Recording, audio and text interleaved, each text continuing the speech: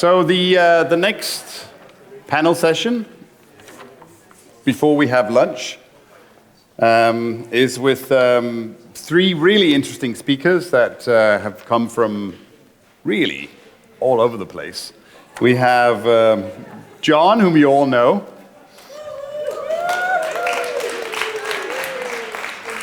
And who has a big challenge ahead of him because he needs to learn 19 new languages to do voiceover for that movie. Are you up for that, John? Portuguese, I got it all. Fantastic. And we have Karen O'Connor from Perth in Australia, and we heard from Karen already. And then we're joined, where are you, Misha?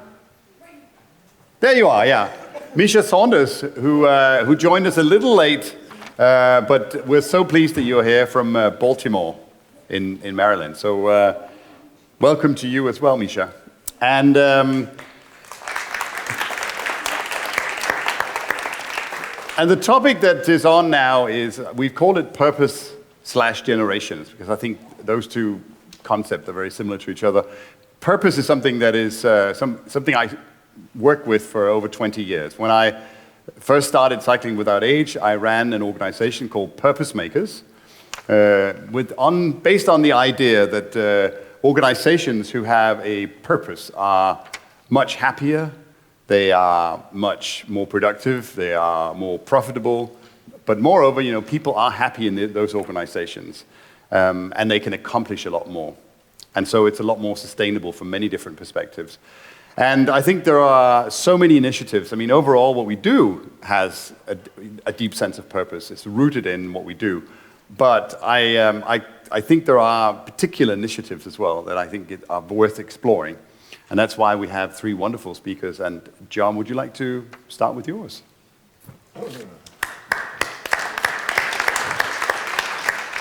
First of all, I'm so blown away. I had no idea what I was coming to. I mean, I got socks now. I got homework of languages I have to learn. All these things that I got to go make presents and tie bows around them and hand them out. I mean, all this stuff is just like, Pernille, you think you're loaded, man. We're so loaded with stuff right now after this. The love that's happened here is just so amazing.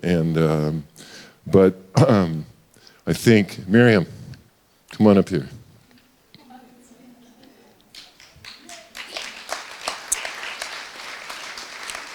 I should sit down for 10 minutes and you should just look at her, because this is what my presentation is. She's our sustainability right here.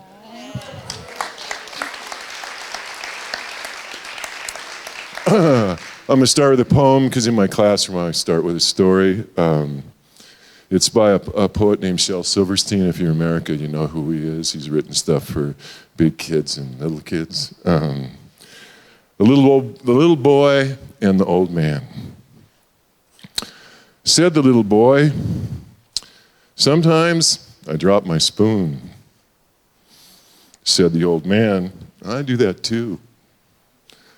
The little boy whispered, "I wet my pants." "I do that too," said the little old man. Said the little boy, "I often cry." The old man nodded, "And so do I." "But worst of all," said the boy, "it seems grown-ups don't pay attention to me." And the boy felt the warmth of a wrinkled old hand. "I know what you mean," said the little old man.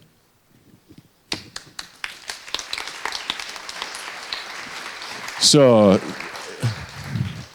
I think all of life's about education, and this is about how maybe we might, or I've experienced in my groups of people, how the educational possibilities of Cycling Without Age. In early childhood, my wife teaches 4-year-olds. She learns from 4-year-olds. Here's a lady in the park with kids at a birthday party. I think school happens everywhere, so this isn't going to be confined to classroom walls or things. So simply riding, just, I mean, like when we ride with old people, we could go rob banks. I often say we could ride up to the ready teller, with two 95-year-old ladies and go, and they'd say how much you want, and then we head off into the sunset. So just crash a birthday party with the trishaw. You go into a park, go crash the party. They'll ask you how much cake you want. And I put little notes here of possibilities. This is a little boy who's on a feeding tube. He's 5. In America, we have this thing called Cyclemania. The month of May is dedicated to cycling. And he wanted to ride a bike to school with his friends. He's never been on a bike, probably never will be able to ride a bike. So he and his mom met me at the park with all the other kids, and we just, rode to school with the rest of the group. And, he got to pass his friends and go, dude, I just passed you. And that was part of his being able to be part of his tribe. And there's this new thing starting in America called bike buses, where, and I used to do it with my kids, where you meet in a spot in the morning, and this whole group rides their bikes to school, which shouldn't be such a new concept. That's what I used to do, but it wasn't organized. But, make that one of your rides, whether you take someone who's too young or can't ride themselves, or you'd go pick up an older adult and you take them and have them join the bus, that would be awesome, because I don't know about you, but my riding partners love children. They just hope one will cross their path. Heck with the waves or the island or the seagulls. If some kid can pass us, that's money. Co-visit your school. My wife's TK.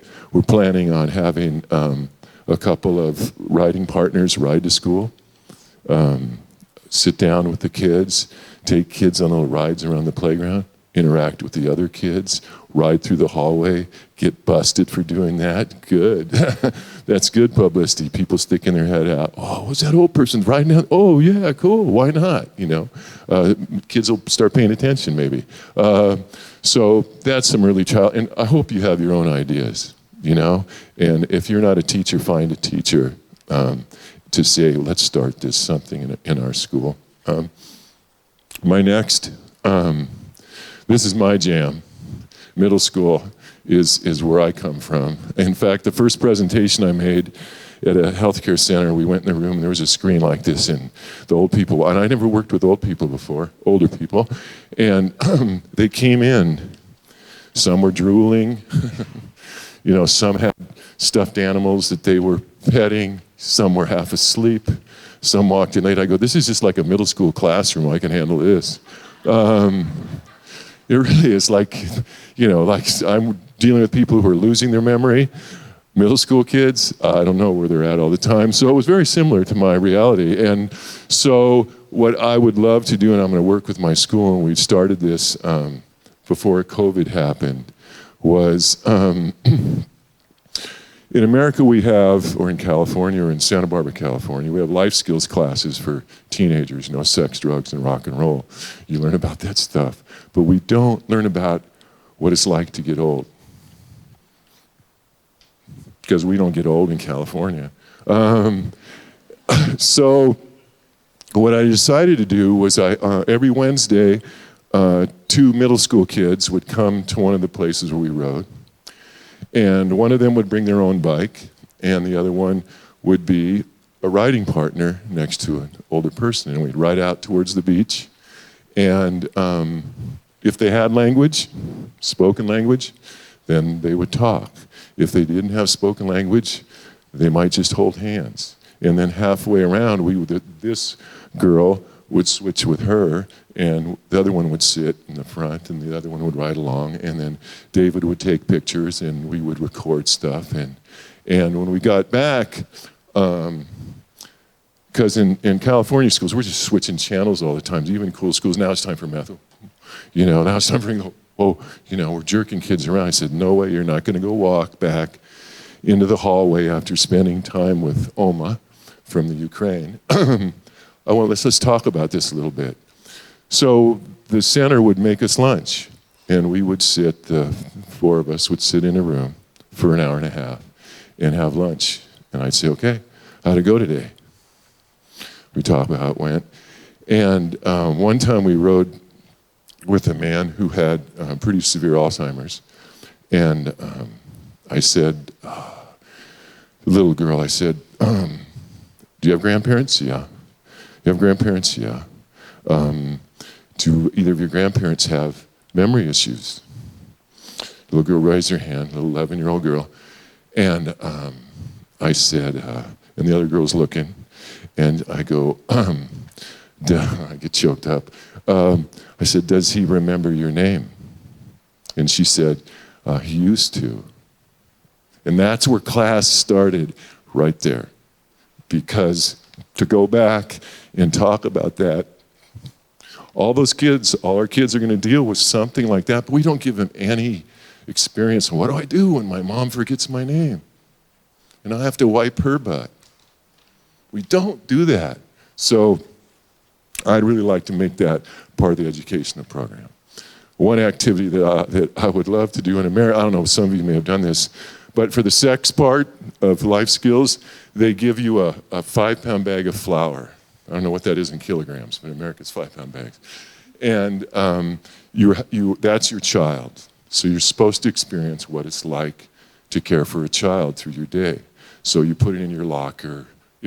I can't put it in this locker, it's going to be all alone. So you carry it with you to lunch, and you do this whole thing, and you're careful that the bag doesn't break because it's going to spill all over everywhere. And you put it to bed that night, and you come back, and you experience for 24 hours what it's like to care for a bag of flour. Okay? I would get some really beat up bags of flour that are already thin. And how do you take care of that? You know, and there's things to do to help us as human beings start to learn about what it's like what's the Lamaze class for getting old? You know, what's the birthing class for the getting older class? So in middle school, there's so many possibilities, the collection of stories, writing weekly with partners. Some of you have way more better ideas than that. Maybe we take bags of pasta, not flour, if you're from Italy. So then in high school, same thing, weekly rides. This is a young man. He has a microphone with him there, and he's recording. He's recording the wind because this man doesn't have any spoken language. But what they've done at an older level is I give them biographies of the people who they're going to ride with. And so they do some research to go, oh, he was a judge, he's a world-class lawn bowler. And so they would engage them in questions. And this one boy, I don't know, I don't want to put him in boxes, but girls are easier caregivers. Well, most caregivers are women in America, but girls are still more apt to be caregivers than boys are. 15-year-old boys, a rare one, but I'm sorry. I was one once, I understand. So at the end of the ride, half-hour ride, he asked him a bunch of questions, but he never got an answer.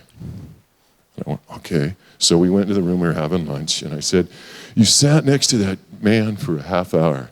I go, when's the last time you sat next to anyone for a half hour? Unless it was an English class, because you get busted if you got up. Okay? When's the last time you sat next to an adult for a half hour? When's the last time you sat next to an adult for a half hour and they didn't speak to you? Okay. All right? And I go, but you kept talking to him. I go, why'd you do that? He kept ask questions, nothing. He goes, I go, do you think he heard you? I think he did. Okay. So, collecting stories, publishing them. Kids are into that. When TikTok, that's what we're all about here. We are tick-tocking. The clock is ticking and talking. So if we did little stories which kids know they can learn how to use social media in a positive way. They can take, you're the camera person, you collected the sound, you did the interview, and now we're going to put up these little TikTok stories of what it's like to have the clock really ticking. Cool stuff. Good stuff to learn. Pilots from class partnerships. This is the Health Academy at a local high school where these kids are going into healthcare. Well, I hate to tell you, I love to tell you that you're going to be dealing with a lot of older people.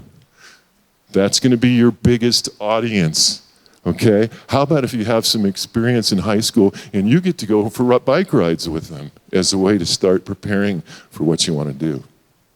Perfect partnership there. Oh, right. Faith-based groups, ride with the rabbi. I got lots of people would sign up for that one.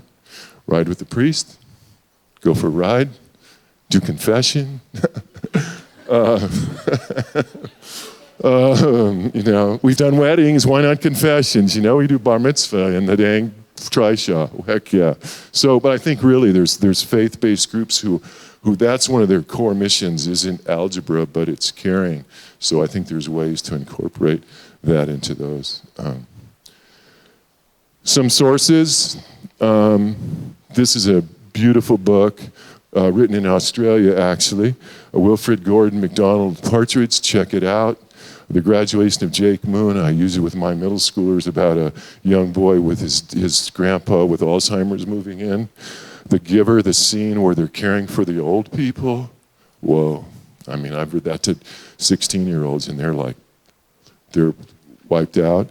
And Notes from the Dog by an American author named Gary Paulson, really a beautiful piece about someone who's got cancer.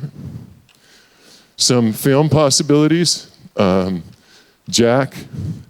I never watched 50 First Dates, but I watched it after becoming a pilot. Some really good stuff going on in that movie. About memory loss and what that's like. And classic. Watch it again if you hadn't, you know. Benjamin Button, Cocoon. For younger kids, big with, you know, Tom Hanks is really a beautiful one. And if you haven't seen Alive Inside, that's what you watch first, The Power of Music on memory. I'm probably going over time. I'm moving fast. Other sources for possibilities. Sesame Workshop on memory boxes for kids, old and young. Great stuff. This American Life has some really great story possibilities to bounce off on, to collect stories from people. And then StoryCorps has this wonderful Thanksgiving project where you collect a story from your elders, because if there's one time that most Americans get together, it's at Thanksgiving, so your grandparents might be invited. Okay, this is the closure. Okay. Said the little girl, sometimes I drop my spoon. Said the old woman, I do that too. The little girl whispered, I wet my pants. I do that too, laughed the little old woman, excuse me. Said the little girl, I often cry. The old woman nodded, so do I. But worst of all, said the girl, it seems grown-ups don't pay attention to me. And the little girl felt the warmth of a wrinkled old hand. I know what you mean, said the little old woman. And last little piece, riding through the sprinklers.